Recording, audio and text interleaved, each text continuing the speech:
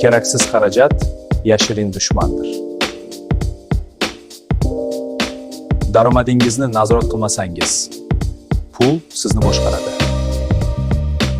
Pulni qarzidan emas, bilim bilan ko'paytiring. Pulni rejasiz ishlatsangiz, daromad baraka bermaydi. Pulni to'g'ri boshqarsangiz, boylik o'zi keladi. Har oy daromadingizdan ozgina jam ko'ring. Bugun tartib, ertaga barqarorlik. Har oy ozgina bo'lsa ham jamg'aring, keyin o'zingizga rahmat aytasiz. Har oy oz bo'lsa ham jamg'aring, natijasi albatta bo'ladi.